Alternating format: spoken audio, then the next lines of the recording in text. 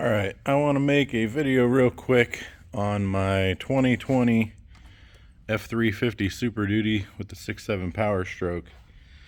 I just bought some batteries for it. I've been having some electrical issues. Originally, the issue was with the battery junction box. I do have a video on that I can link.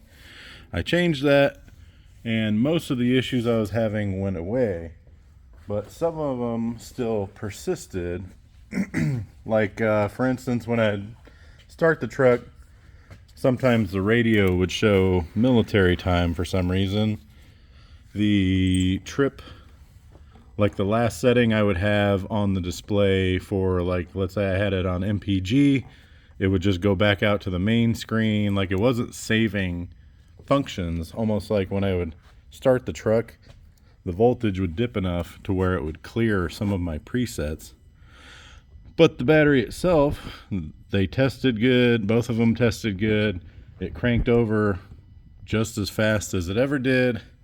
But I talked to a neighbor who was having similar issues.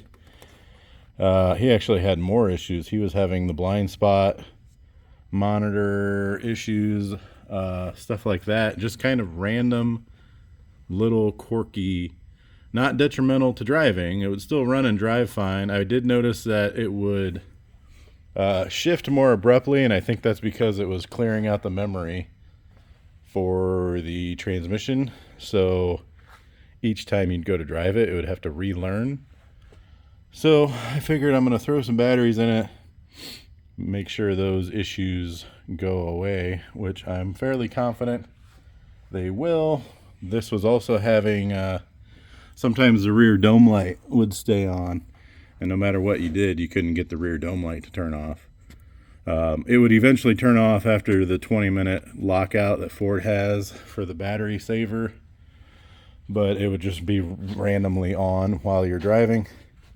But when you're buying batteries, because these trucks are so particular on voltage, especially under cranking, I do recommend you go with the most powerful battery you can afford. And obviously the best warranty is also a good thing, even though sticker shock on batteries is pretty bad right now. I mean, I have an account at Napa, and they were still $400 for 2 batteries. But yeah, this truck was made in February of 20. It is currently November of 23.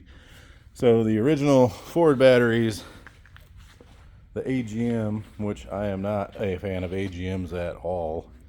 I've never had an AGM last over 3.5 years. These are the longest AGMs I've ever had. Not a fan. Don't really recommend. I went with the more, well, same cold cranking, but just the standard old school lead acid. I've had these guys last 8 years in diesel trucks. So just a quick 2 cents. If you're having random electrical issues on a Super Duty and you can't really put your finger on what it is, first off, I would go over to this fuse box over here, make sure that the cover is on tight, because the water will drain off the hood and it'll drip right down on that. If you're not having issues with that, even if the batteries test good, it's still a good possibility that your batteries are just barely weak enough to where you lose that voltage and you're clearing things out on the computer, having minor little quirky electrical issues. And this seems to be, from all the things I've read, changing batteries just remedies it. So hopefully this helps some of you. Give me a like and a follow. See you on the next one.